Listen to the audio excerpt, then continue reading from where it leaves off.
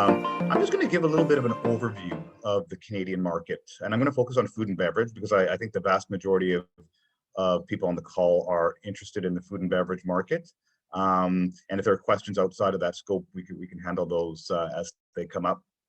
And I really just want to set the stage for some of the more detailed presentations that will follow from experts, and particularly around regulations under the Safe Food for Canadians Act, and including labeling requirements, etc. So I just thought I'd start with a discussion of the demographics of Canada. So a lot of people are familiar with the U.S. Obviously, they're about 9 times the size of Canada in terms of population.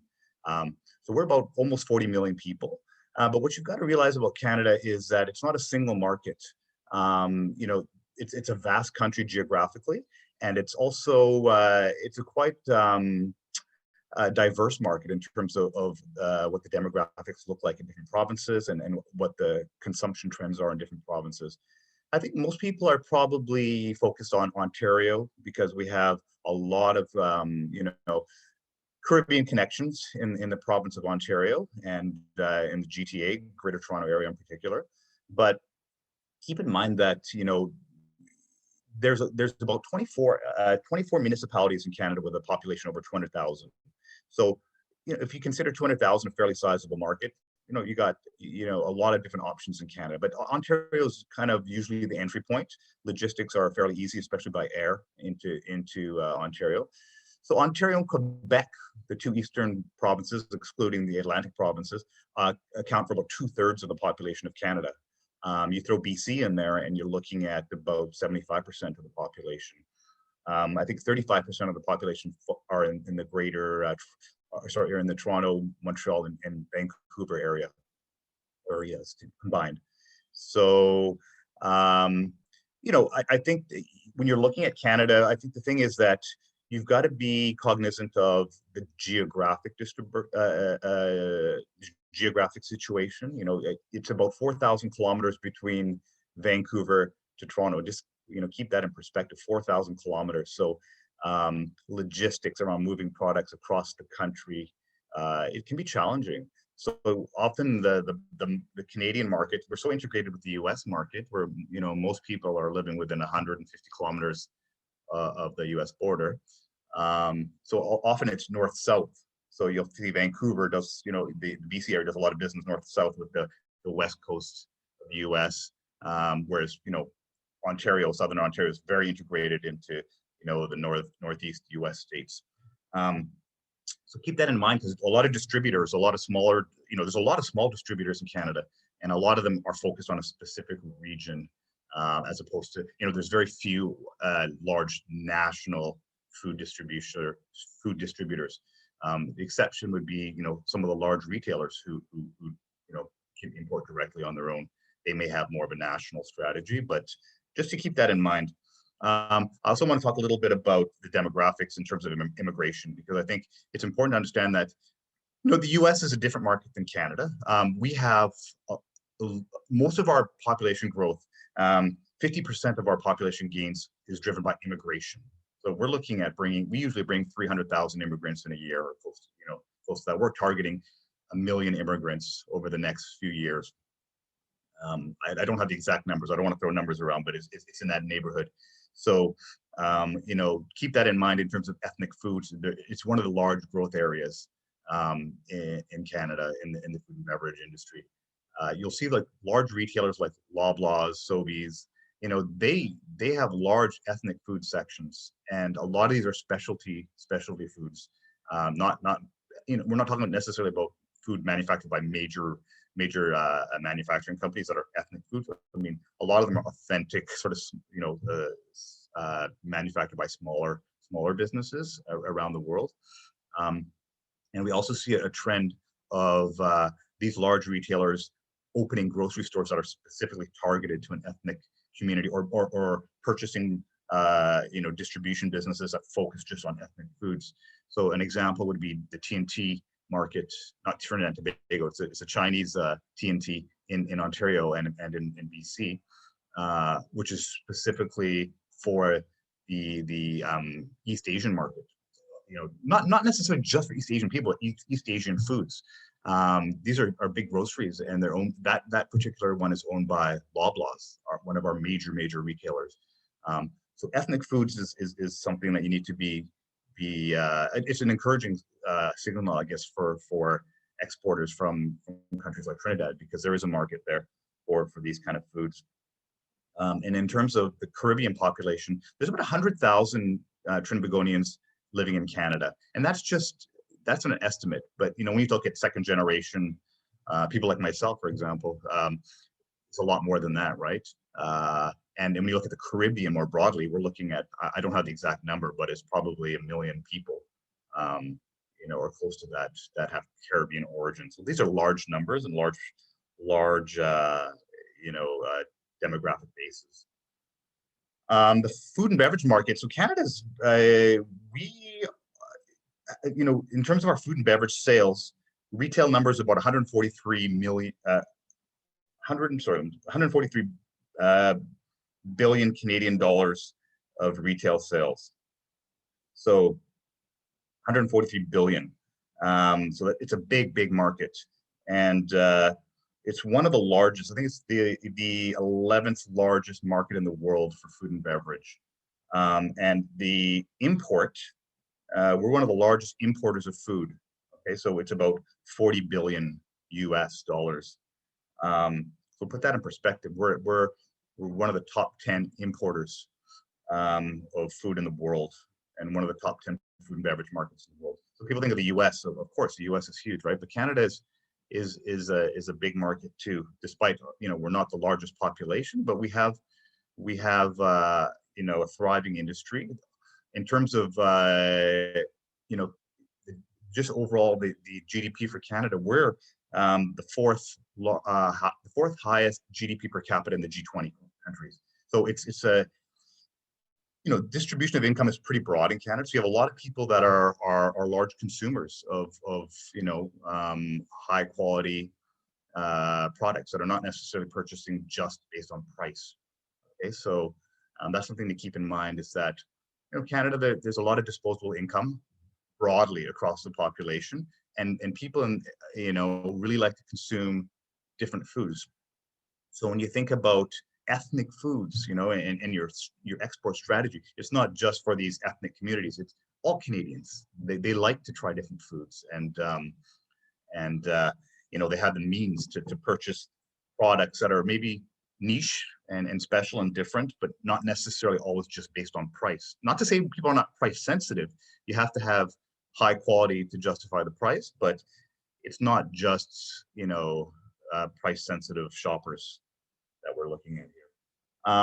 In terms of food consumption trends, I think it's very important to understand that Canada, maybe more so than the US, is very health conscious. Consumers are becoming more and more focused on organic, healthy products, natural products, and organic fruit and vegetable is really big.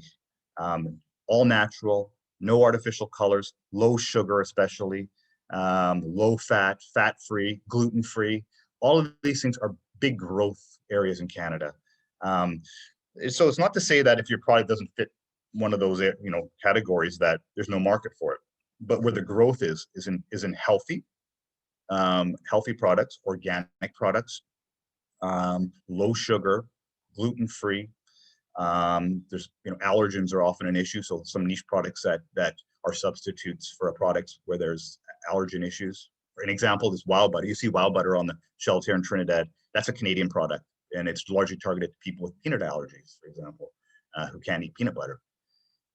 So that's important to keep in mind. This real trend toward healthy food, low fat, low sugar, organic. So those are two trends I wanted to point out. Ethnic foods are growing, healthy foods are growing in Canada. You're going to hear a lot today about regulations, and it's not easy. It's not easy because Canada has just revamped our whole regulatory framework around food. I think that the Safe Food for Canadians Act has really improved the landscape for food safety in Canada, but it has created new requirements, and the requirements are really put upon manufacturers in Canada and importers in Canada. But by extension, importers in Canada have to work closely with their foreign suppliers to ensure that any food that's marketed in Canada meets the Canadian standards for food safety. It used to be the case that all those products on the inside aisles of the grocery were largely unregulated, and all of the meat, vegetables, fish, all of those dairy products, on the outside of the outside aisles, those were heavily regulated. Now we've streamlined our approach to become more, in harmony with international regulations. So even packaged processed products have to demonstrate, higher food safety standards.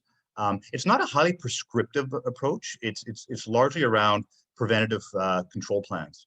So the onus falls on industry to demonstrate that they're ensuring that the food is safe. They have to have a plan around, production, storage, distribution, to ensure that the whole supply chain is ensuring the safety of that food. For importers, well, a lot of that goes down is to the manufacturer that's abroad. So that would be you. So you have to work really closely with your supplier, your importer, to ensure that you're meeting those requirements. Sometimes the easiest way is just to have the international certifications, like under the international certification, third-party certification regimes, to show, hey, look, these are internationally recognized food safety standard. I meet it. Okay, so when the importer looks at your product, he's got assurances, and he can put that in his control plan to say this is meeting international standards. So I think we'll hear more about that. I won't get into that too much. Safe Food for Canadian Acts. Safe Foods for Canadians Act will also deal with labeling. The labeling in Canada is different than the US. You got to be aware of bilingual requirements. Everything needs to be French and English. Also, if you're marketing in Quebec, the French has to be as prominent on the label as the English. Okay. Certain things have to be on your label. I won't go through it in a lot of detail, but things like product identity, nutritional fact table may be different than the US. Quantity, we're a metric country, not different than the US. Ingredients list, of course. Allergens, be careful about allergen labeling if it's relevant. Best before dates, if it's less than 90 days shelf life, you have to have that best before. In some cases, an expiry date, which is a little different. So all of these labeling requirements, you should be aware of them, work with your importer to understand them. The nice thing is that if you go on the CFI, it's Canadian Food Inspection Agency, who's responsible for enforcing these regulations. If you go on their website, inspection.gc.ca, you will see that there is a nice toolkit. And it takes you through everything under the Safe Food for Canadians Act, including what is required. Now, some of that may not be necessary for you because you're an exporter, you're not the importer. You'll have to work with the importer to ensure that you're meeting their requirements. But on the labeling, there's a whole checklist that'll show you, what do you need to label, and it's a very user-friendly web page. So take a look at it. Be careful about health claims, because if you make certain health claims around disease reduction or therapeutic claims, you may be classified as a health product, and then you'll have to go through a pre-market assessment by Health Canada.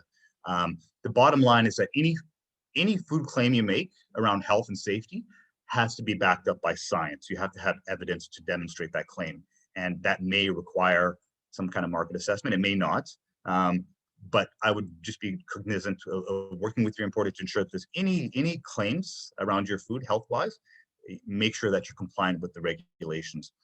Same thing with on organics. So organics, Canada has a very robust organics regime. Now, some countries we have what we call a mutual recognition agreement, an equivalency agreement, where we say, okay, if you're meeting the standards of your country, okay, you can use the Canadian logo.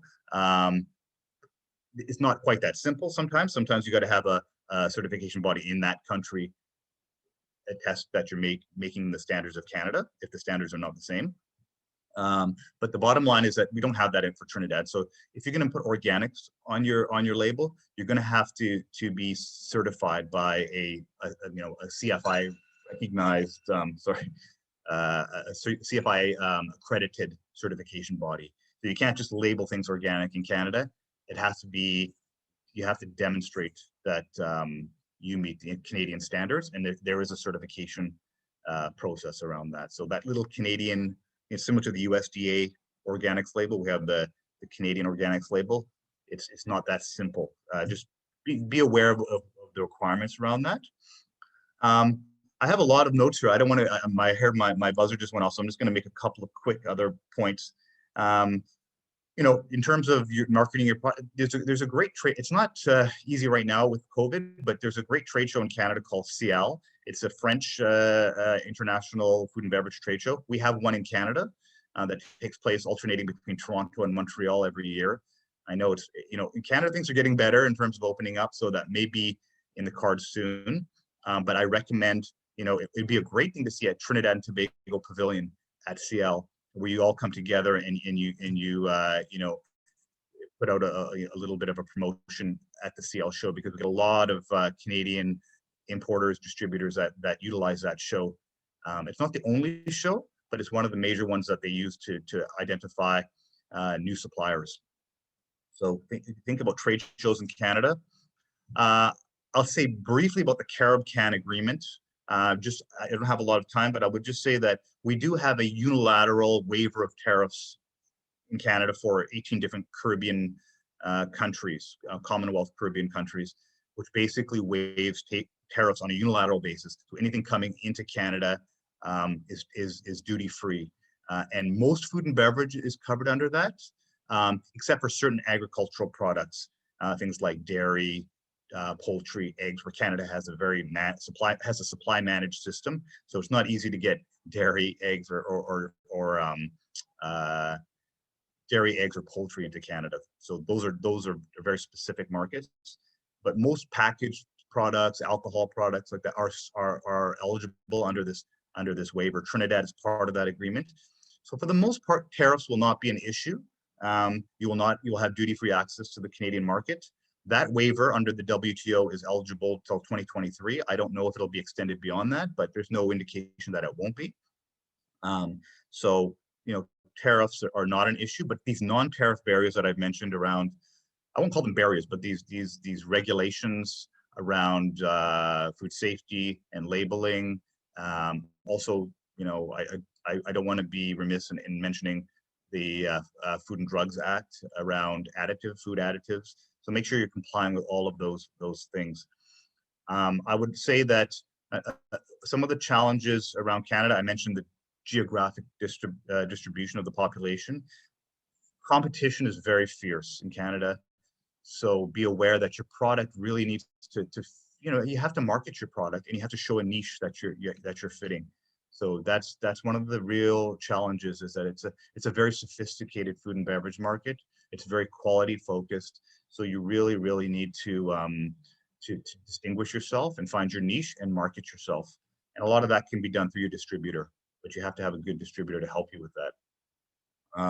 I would say that logistics can be expensive in Canada. A small market like Trinidad, there's wonderful food products here, and I do think there's a market for a lot of these wonderful food products, things like the pepper sauce, the wonderful chocolate, the fruit and vegetable, et cetera, et cetera. Some of even the confectionery products are lovely. But for the smaller producers, think about consolidation of shipments, because you're not necessarily going to be filling containers of your product, but I believe that we'll talk about this more in detail in this presentation, but you really need to think about the logistics, the cost of logistics, because you don't want to, people are not going to import by air small quantities of food. It's just too expensive. So you've got to consolidate shipments by sea, and unless you're doing large volumes to start, you're probably going to have to go through consolidation. So those are some of the challenges, but I think that they're doable. I think we'll hear from other experts on this call. And I don't want to really belabor or extend this presentation too long, because I think the other presentations will give you more detail. But I would just reiterate a couple of things quickly, is that Canada is a high income market. It's a market that is growing. Immigration is growing. Large Caribbean market. There are opportunities, but it's important to first of all develop your market here first, so that you've got a bit of a production base that you can fill demand internationally.